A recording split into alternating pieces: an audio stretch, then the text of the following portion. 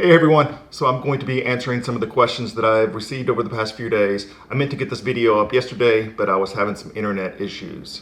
I will go ahead and timestamp some of these questions down in the description or in the comment section so that if you have a question that's more relevant to you, you can go ahead and skip to that answer. All right, let's go ahead and get started. Okay, first question. This is from Lena Hughes. Hi, I have a 2-year-old male Husky mix that barks and lunges at other dogs.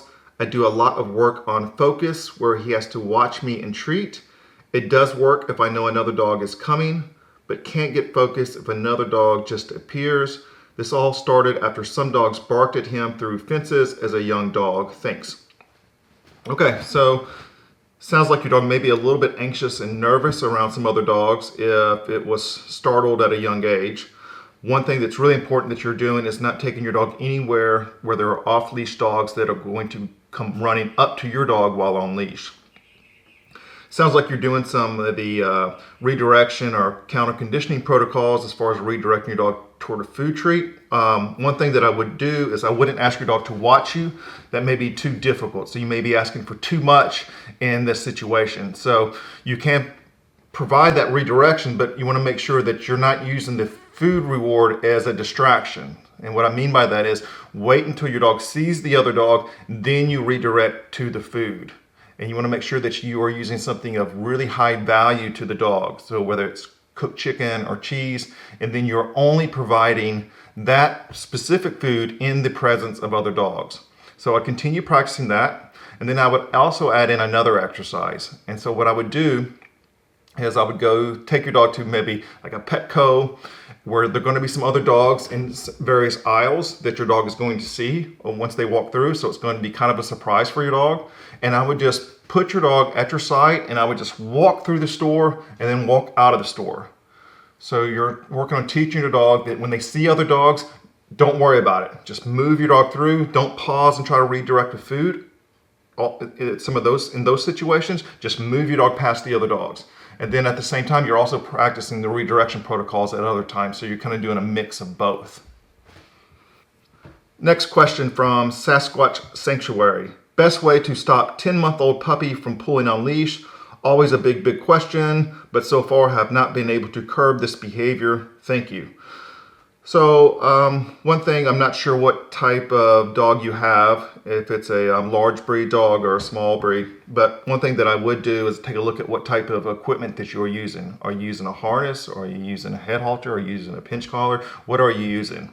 And you may find that changing up the type of equipment that you're using is going to help you get a little bit more leverage over your dog. And one thing that you also want to practice is making sure that your technique is good. And I've done a few videos that you can refer to that should help you with this.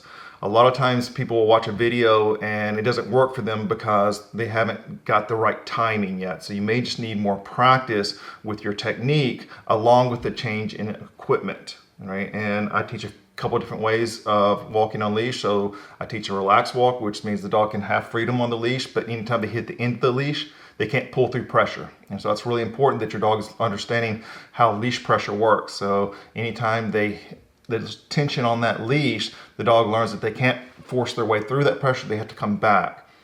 And along with the relaxed walking, I also teach my dogs to walk at my side. I use a back step technique, which basically when the dog is at my side, it's really easy for them because they're slack on the leash. They feel like they're off leash. They get to move forward. I can even provide some food reinforcement at times. And then when they step out of that position, I do a real quick back step. And then the dog also feels some tension on whatever type of collar that I'm using. And it makes it really clear for them to back off that pressure and stay at my side. So refer to some of the other videos and just practice your technique. And you may find that it's helpful that you practice in your driveway at first before you start to go on a walk for a mile, for instance. So if I get a boarding train that's really heavy puller, I will often just practice up and down the driveway for the first couple days. And then I will start to increase the length of distance on my walk. Okay, next question. Hi again, I'm from Sweden. Hey, and my dog is a Rottweiler male, 10 months. He's doing very good when we are training inside, but when we go outside, he acts like he was alone. He He looked back into both sides all the time, just like he was suspicious and think that something is going to happen. We have a very good relationship and nothing bad has happened. Another thing is that he played very hard. Have a nice day. Blessings from Sweden. Okay, so you have a 10-month-old Rottie. At this age, they go through some different stages. It sounds like your dog may be a little bit anxious when you're outside the home if you're getting a lot of scanning, or it could be he's being starting to become a little bit more territorial of your home and your yard. So one thing that I would do is really work hard on getting your dog to be able to pay attention to you. So you may find it helpful to start feeding some of your dog's meals in a training process outside of the home. So if you're feeding kibble, throw your dog's evening meal in a training pouch and go outside and work on some really basic stuff like sit, now you get fed. Come, now you get fed. So you're changing your dog's perception of going outside and scanning the environment, and you really work hard on cultivating attention and being able to give you that attention when you ask them for it. So providing a lot of reinforcement. I would use food in a situation like yours, and if you're using your dog's kibble, they get in the habit of having to pay attention to you to get their main food source. Next question. Hi, my Siberian Husky is a year and a half old. He doesn't like to wear his harness. He runs away when it is time to put it on him. We try to do positive reinforcement with using treats, and we leave it on the floor around him all day, so he is not afraid of it. How can we work to get him to not run away and let us put it on him? He is fine with collars and leashes. Thank you. So it really comes down to if your dog doesn't like the sensation of the harness being on itself, or if your dog doesn't like the sensation of how a leash pulls on the harness. So one thing I would do is take a look at what type of harness that you are using. You didn't mention what type of harness. Some of the front clip harnesses, like the Easy Walk harness that you can find in a lot of big chain box stores, dogs don't like those harnesses because they have a thick nylon strap that chafes up underneath the armpit area, and they also hang low and they inhibit natural forward movement in the dog's shoulders, so they can't get a full stride. So a lot of dogs don't like those types of harnesses specifically. So you may think about changing up the type of harness that you are using, and that may help. Now, let's say that you change up the harness and you want to get your dog to like having the harness on. One thing that I would do is I would think about a few things that your dog enjoys doing. Okay, so I know for my dogs, they like to play tug with me, they like to chase a ball, and they like their evening and morning meals. So what I would recommend doing, and you could start with the harness that you have on now and see if you can change your dog's perception, is I'd put that harness on, and then the dog gets fed its dinner. Okay, next morning, put the harness on, dog gets fed its morning meal. Okay, so you don't even practice putting the harness on and then going out on the walk initially, especially if your dog doesn't like the sensation of how the harness is pulling with the leash attached. Okay, so if you teach your dog to walk with a slack leash, you may find that it makes a big difference. But I think right now, if your dog already has a negative association to the harness that you're using, I would go ahead and bring home a new harness and start from the beginning of trying to create just a positive association of the harness. Put the dog's harness on, feed them. Put the dog's harness on, play tug or throw the ball with them. Then start to apply some leash pressure. Greetings. How to learn dog to pay attention to me when we go outside for a walk. In the yard, he is doing great. Want to play and listen. Outside, he is behaving like I don't exist. Thanks and have a nice day. Okay, so this is really just a training question.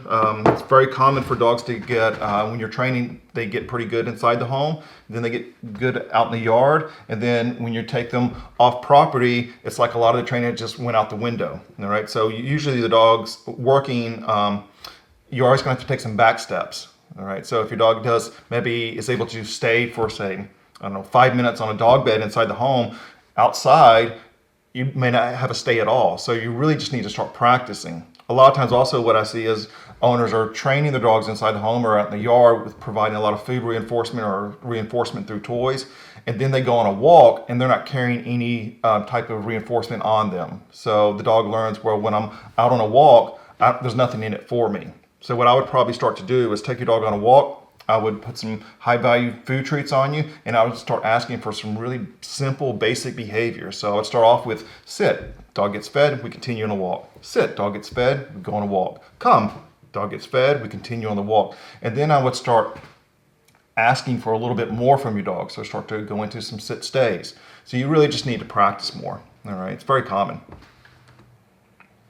Next question from Baroness James. I'd love to have other games like the one where you teach your dog to come. It was with you and wife in it. My boyfriend, Doggo, and I really love this game. Okay, so she's talking about a game that I did a video of just my wife and I calling the dog back and forth. It just really helps teach the dog to hone in on the recall cue. So it's a good comment. So I will work on making some other videos with some games in them. I know this time of year in the winter up here in Western Washington, it's rainy a whole lot of the year. It's also, we don't get a lot of sunlight and we get short days. So we do a lot of inside games. So a lot of times when I'm working with a client, I'll teach a lot of nose work games. So teaching the dog how to find their toys, teaching the dog to find food, or teaching the dog to find specific scents. So, and I do have some exercises on mydogtrainingspa.com if you wanted to check that out and sign up for that. I have some various nose work exercises there. But I'll work on making some other videos. Okay, next question. I have a rescue that spent 6 months in shelters. He has fear aggression with humans as well as animals. He is fine with a limited number of people. Any suggestions in the short term until I can get him into training? So anytime that you are experiencing some aggressive behavior with your dog, it's really important that you are seeking the help of a professional trainer. All right, I'm going to work on giving you some tips here, but not a whole lot I can do over the internet. So it says the dog spent 6 months in shelters, probably under-socialized. He has fear aggression with humans. So one thing that you really want to make sure that you're doing is not putting your dog in situations in which the dog feels that they have to act out aggressively.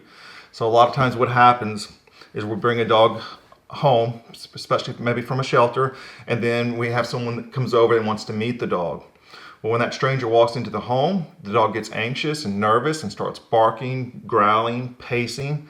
And then what happens is that guest tries to befriend the dog. So they may try to reach their hand toward the dog, maybe get on the floor, and they spend a lot of time trying to talk to the dog to try to make friends with the dog. And from the dog's perspective, that is the worst thing that person could be doing at that time, because the dog is showing all these signs that says stay away. So I actually just had a case a couple days ago with a recently rescued lab, bitten a couple people, and they were having the same issues, right? When they had guests over, their guests were trying to befriend the dog, and it just wasn't working. The dog was having none of it. So what I did is I worked teaching the dog how to stay on a dog bed, and then we did a tie-back tether, so a safety tether on the dog. And then when guests walk in, they have to ignore the dog completely, and then we're providing a lot of food reinforcement while that dog is staying on the dog bed. All right, so when the guest comes in, they can't pay any attention to the dog. Dog gets fed treats. The guests have to completely ignore the dog. And by doing this, the dog started to warm up to people a whole lot quicker because the dog started to feel a whole lot more safer. All right, so get in touch with a private trainer. I see that you come from my Facebook page, so you may be local. Feel free to get in touch with me and I can help you. All right, guys, thanks for this question and answer, watching this question and answer session. If you like this format, go ahead and hit like so I will know if you enjoy this type of format versus me just doing instruction videos. Thanks, and I'll see you again in another video.